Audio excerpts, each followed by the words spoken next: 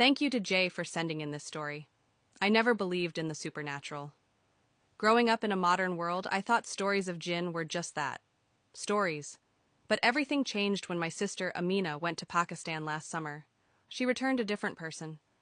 At first, I attributed it to the culture shock. Amina had always been the adventurous type, eager to explore her roots and connect with our family over there. But when she came back, she was quieter, withdrawn, as if a part of her had been left behind. One night I was lying in bed when I heard her talking to someone. I assumed she was on the phone, but as I listened closely, I realized she was speaking in a language I didn't recognize. The tone was harsh, almost mocking.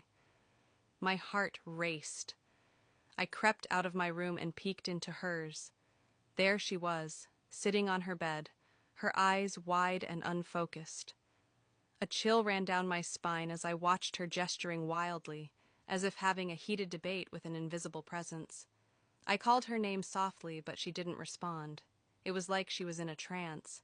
I rushed to wake our parents, but by the time we returned, she was back to her normal self, seemingly unaware of what had just happened. "I was just talking to my friends," she said, brushing it off with a laugh. But I knew better. Something was off. The next few days were filled with odd occurrences. Amina would occasionally break into fits of anger, her voice deepening, and her demeanor changing.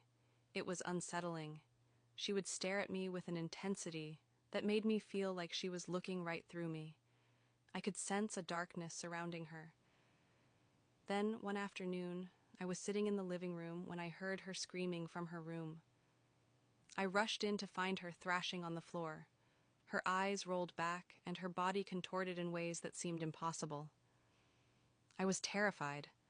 My parents tried to hold her down, but it was like she had superhuman strength. Desperate, I remembered stories our grandmother used to tell about jinn, how they could possess people, especially those who had ventured into their realm. I quickly grabbed a Quran from the shelf and started reciting verses, hoping it would help. As I read, Amina's screams intensified.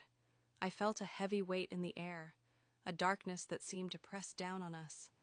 Suddenly, she stopped thrashing and locked eyes with me, but they weren't her eyes. They were cold and filled with malice.